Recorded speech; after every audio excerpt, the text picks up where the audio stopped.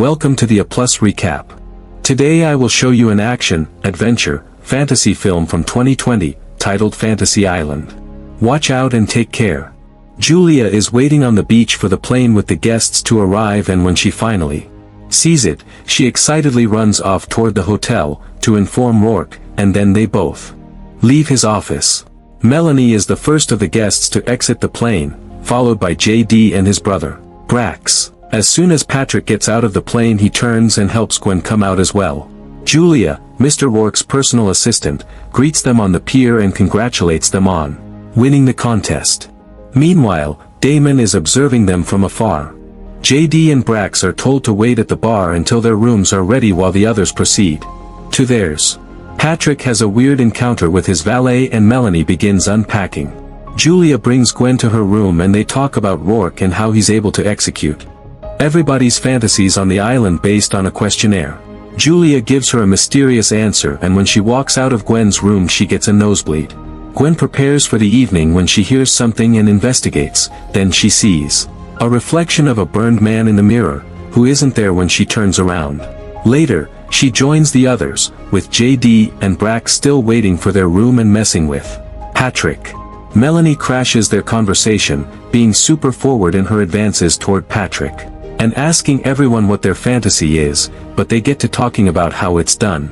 Instead, suddenly, Rourke arrives and officially welcomes them to Fantasy Island and informs the guests about the two rules. There is only one fantasy per guest and they must play out their fantasies in full. Rourke says that only the island knows how the fantasy will play out. The first guests to have their fantasy start on the island are the brothers, so Rourke takes them to the fantasy saying they wanted to have it all. What they get is a huge mansion with an ongoing party. They have fun in their fantasy until the mysterious figure of the burned man appears there as well. The next morning, Gwen is called into Mr. Rourke's office, where he tells her that the fantasy in her questionnaire is a little more abstract, but he sees it as a challenge he is more than willing to accept.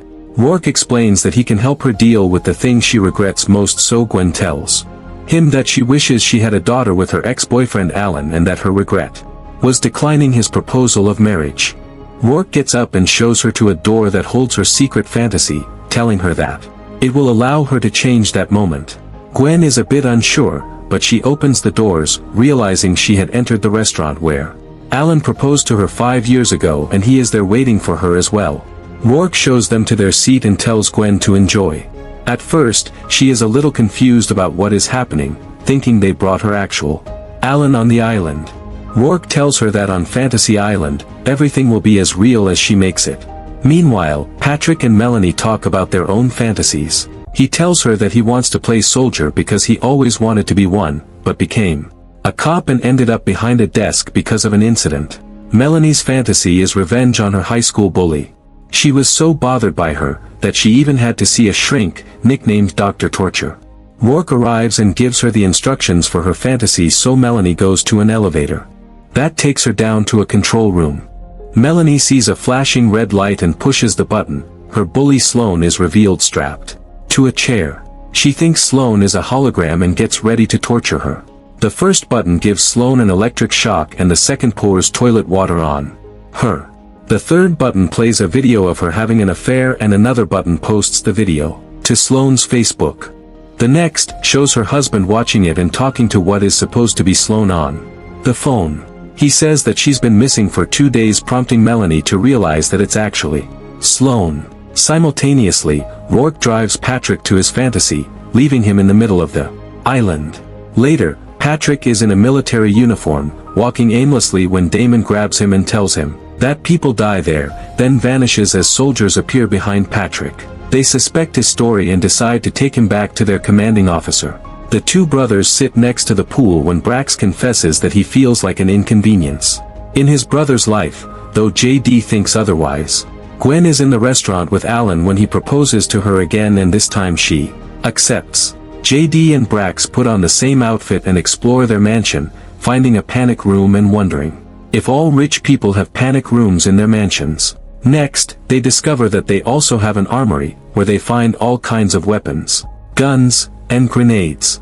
They go to the beach to play with the grenades, and when they fire one in the ocean, Patrick And the soldiers hear it on the other side of the island. The soldiers bring Patrick back to their commanding officer, and when he sees him he freaks out, calling out to Rourke that it isn't what he asked for. The soldier reads his dog tags and asks why his own name is on them. Suddenly, enemy combatants fire on them, which terrifies Patrick, then he gets shot and faints. In Melanie's fantasy, Dr. Torture walks into the room with Sloane. She doesn't want him to hurt her, so Melanie grabs the intercom and tells him what to do. Because she realized how to stop him. She tells him to cut off a finger from her right hand, and when he grabs her, Melanie shocks him, then pours the water on him and electrocutes him. Next, she breaks the glass and releases Sloane, lying to her that she was also kidnapped. The women escape into the jungle. JD and Brax drink with the models when they get attacked by men in masks, so they lead the models into the panic room, and Brax calls Mr. Rourke but gets no help from him. The door to the panic room shuts as the masked men get inside the house and then into the bedroom. Meanwhile, Melanie and Sloane are trying to get to the shore when Dr. Torture shows up and tries to kill Sloane. Damon saves her from the fantasy and tells them both to follow him. Simultaneously, Gwen has a nightmare about the burned man grabbing her, but she wakes up next to Alan. Patrick has a nightmare about the same man, then wakes up surrounded by the soldiers. The commanding officer pulls him aside to talk to him about his dog tags and the photo he found in his wallet. Patrick tells him that the boy with him in the photo is him at 9 years old. The soldier wants to know what's happening when Patrick explains that he's actually his son and tells him that they're on the magical island that granted his deepest wish, not to be a soldier, but to see his father again. Patrick tells him that he died a hero when he was just a boy. The following morning, Gwen goes to talk to Rourke. He tells her that she and Alan have been married for 5 years and they have a daughter, Lila. Suddenly, Gwen has new memories about her daughter, and Rourke tells her that the island is doing that. He says that many years ago he heard about the island where everything is possible and made his wife search for it with him, but since she died before they arrived, he wished for her to come back when he came there. Rourke tells her to live the life the island has granted her, so she joins her new family. Patrick's dad grabs him and tells him that he wants to get him out of there because he believes him. Patrick thinks that he shouldn't change what happened and stay to save his men, or he'll regret it forever like he did when he didn't save someone. His dad doesn't want to listen, so he battles with him until Patrick makes him stay. Meanwhile, the brothers are held by the masked men who don't believe their story about the island and keep asking where their cash and drugs are. The main guy threatens JD, so he lies that it's in the armory. Unfortunately, the main guy makes him stay behind and takes Brax with him. Gwen plays with her daughter on the beach and tells Alan that this is everything she ever wanted, but that she doesn't deserve it. She kisses him and says goodbye, then goes to talk to Rourke again, who rejects her request for another fantasy. Damon takes the girls into a cave, and as they walk deeper inside, something appears behind Sloane. The group walks through a flooded part of the cave and Melanie has a vision of the burned man. They get to the center of the cave with some kind of magic rock showing them their secret desires. Damon tells them that he found the place when a client sent him to find out what it was. But Rourke trapped him there because he's evil. He has a plan to expose him as the monster he is, so he gives Melanie a canteen filled with water from the magic spring and tells her to get it out of there. Damon gives her the number of a pilot that will come and get them, but in the process reveals the Melanie was a guest at the island. She tries to deny it, but her fantasy plays out in the rock. Suddenly, Sloane remembers who she is and they argue until Melanie tells Damon to get them to the hotel and off the island. Gwen finds Julia and tells her that she wants a new fantasy because her biggest regret is someone dying because of her in a fire. She begs Julia to help and she tells her that she doesn't want a new fantasy, but her true fantasy. Gwen storms Rourke's office and confronts him with what Julia told her, saying that he misled her because he didn't give her the do-over she actually wanted. Rourke agrees and she leaves her wedding band, saying that it's what she needs to do, then proceeds to the door. Gwen finds her apartment building on the other side and runs to her place, only to find it already on fire, when her neighbor calls out for help from the apartment above. She runs towards his place and sees JD and Brax on the stairwell. Gwen tries to open her neighbor's door, and when she can't, she goes to get help when she runs into Patrick. He's too afraid to help and tells her to wait for the fire department, but she runs in regardless and tries to find a tool to break the door down when she collapses from the smoke. Meanwhile, Brax takes the men through the garage and distracts them to get to the armory. He shoots them with a giant shotgun through the closed door. The girls and Damon hear the gunfire and the two begin to bicker when he tells them to grow up and realize that revenge isn't going to change anything. Suddenly, Dr. Torture attacks him, then Sloane, and they all struggle to get him away, but in the end, Damon pushes him over a cliff and falls together with him. Melanie grabs his map and they head to the mansion. In the meantime, Patrick's dad tells him to stay and take watch as he and his men enter JD's and Brax's place. Brax comes out of the armory with an activated grenade and makes the men drop their weapons. Then puts on a mask so the one guarding his brother won't know who he is.